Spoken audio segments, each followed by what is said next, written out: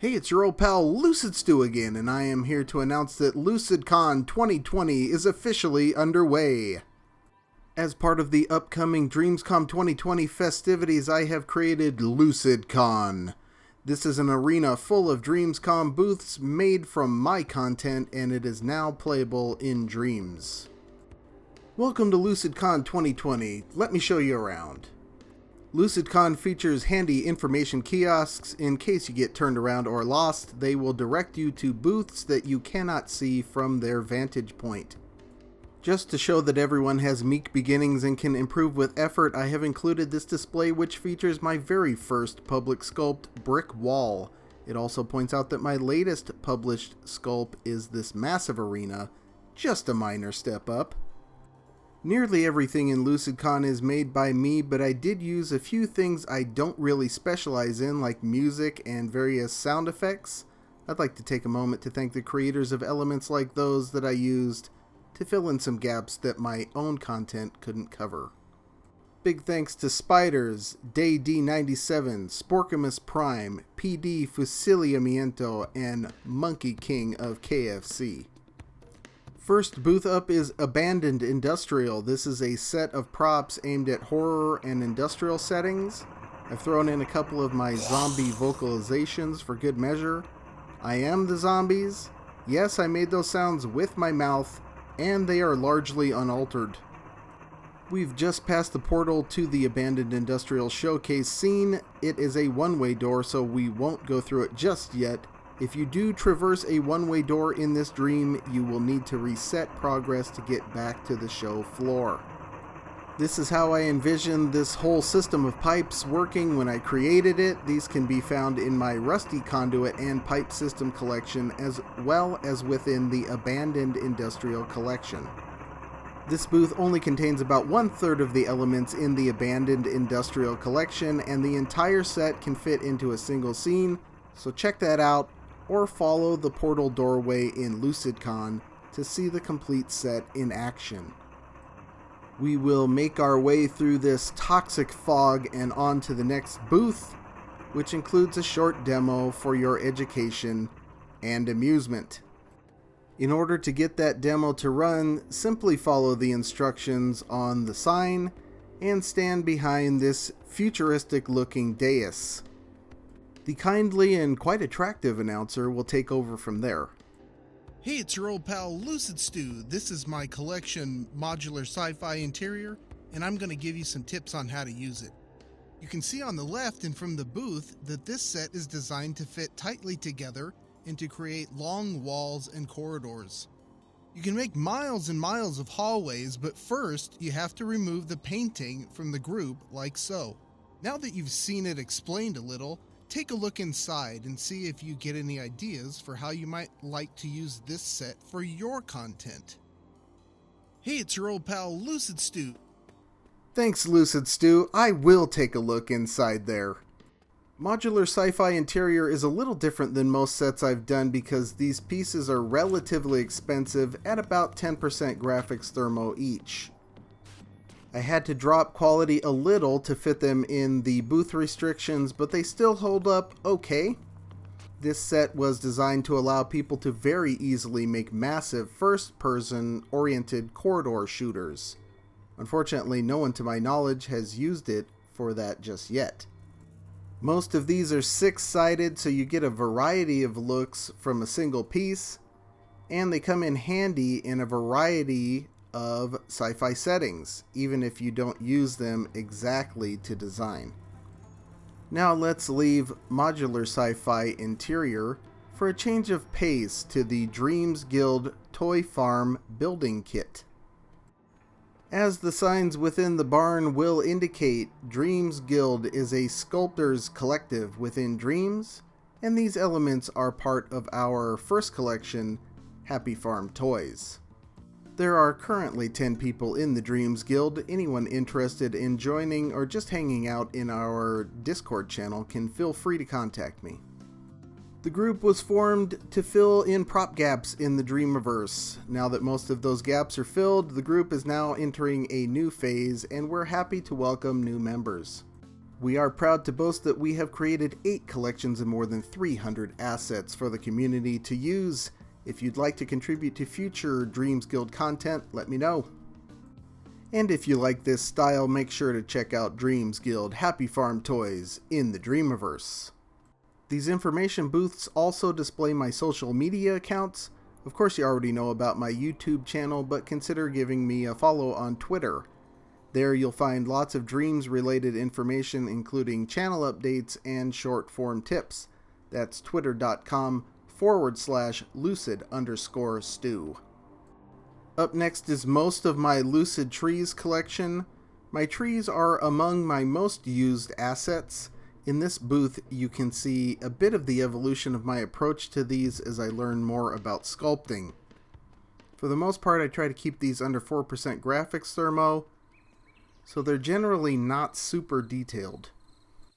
You'll also see some brickwork, which is made up of a couple of sculpts from my improved brick wall system collection.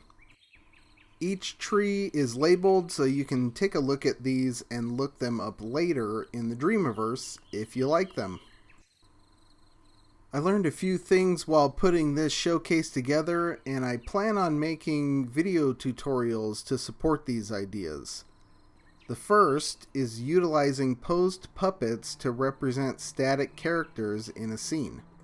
Not every character in a scene needs to be mobile or interactable, and elements like humanoids help to make a scene feel fuller and more alive even when they aren't moving. The gist is to pose a puppet utilizing the kinematic capabilities of the joints, and then deleting the connectors that make up the joints once they are posed. This gives you a posed mannequin without the expense of the connectors in a puppet, which is a major part of their cost.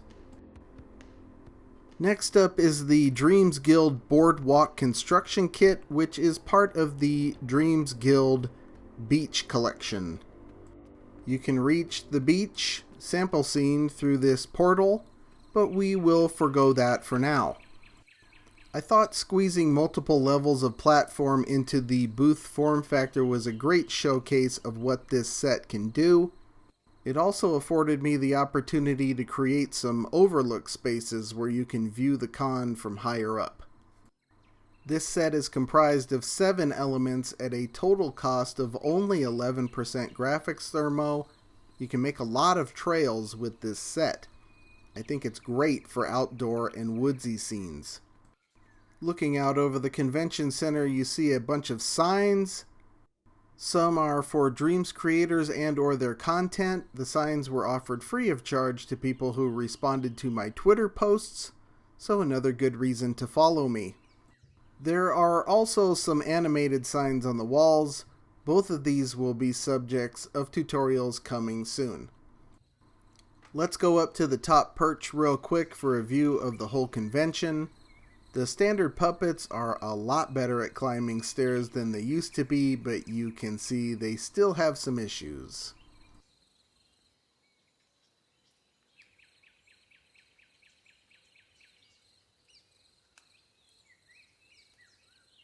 Heading back out, and it's time to move on to Old Desert City. A quick note that this set is a great complement to Sooty Pinion's Sandstone assets, and I mention that because that collection is my favorite in the Dreamiverse. You may have heard me say that before, it bears repeating. I don't remember why I decided to make this set initially, but I do remember that this set is what put the Dreams Guild into motion. I was looking for an Arabian Nights type character so I could make a sample scene for this set, and I couldn't find a decent one in the whole Dreamiverse.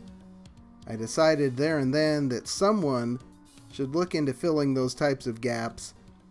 I asked others if they'd be interested in doing so, and we did. The rest is history. You may have seen my video about making booths for DreamsCom. Here is the chandelier I made in that video, and also the original element that piece comes from. It's always helpful to think of alternate uses for the things you place in your scenes. Up next is Dreams Guild Gingerbread House Kit. This is part of Dreams Guild Gingerbread Village, which is probably our best and most complete set. That and Happy Farm toys are close. If you visit this scene now, you'll notice this booth is a little different. I initially neglected to create a doorway to the Gingerbread Village sample scene. That is now in the booth, and some things have been shifted to make room. And last but not least is the City Streets Kit booth. If you are familiar with my YouTube channel here, there isn't much new about this content. If you are not, City Streets Kit is a collection of thermo-friendly, city-themed objects meant to facilitate easy construction of large urban scenes specifically for racing games. But you can also see these assets are great for making dioramas and miniatures. The only thing I'm missing is cars, both in the set and the booth. If you'd like to know more about City Streets Kit, check out my numerous videos on the subject. And if you would be so kind as to indulge me, I would like to now take a closer look at the various banners in the arena in order to promote the creators featured therein. Once again, these are free spots acquired as a consequence of having some contact with my Twitter account. One thing most of us are doing in Dreams, outside of just having fun, is trying to get eyeballs on our content. It's important we support each other, so I offered these spaces to that end. At the same time, you see these types of things at real conventions, so I gain a richer, more interesting environment for my visitors.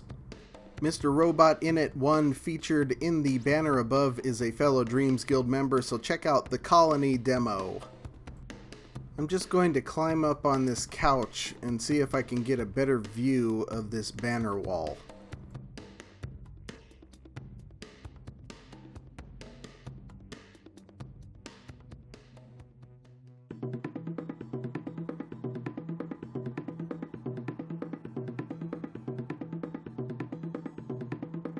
I also want to give special thanks to Dreams user Spicticus for letting me use some of their music on the showroom floor. I think it was a great fit. And also to Danny over at dreambubble.me, which is a great Dreams community website. Go check them out, and if you are a Project Spark alumnus, I think you will see a few recognizable faces over there in the forums. So that's it for LucidCon 2020. I hope to be able to continue to create in Dreams and make LucidCon 2021 even bigger. Before I leave you with a montage of one-way doors out of here, let's check out my DreamsCom booth so you know it when you see it. The booth is a slightly stylized version of the exterior entrance to the convention center and arena template. It should be difficult to miss the gigantic red letter banner, but in case you do, there are banners on each side to remind you.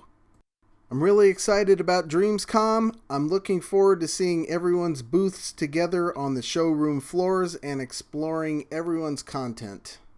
I will be in chat during the entire live stream on Twitch for the event on June 30th, so stop in and say what's up. Let's all get together and have some fun. If we're lucky, this might be a real physical event next year.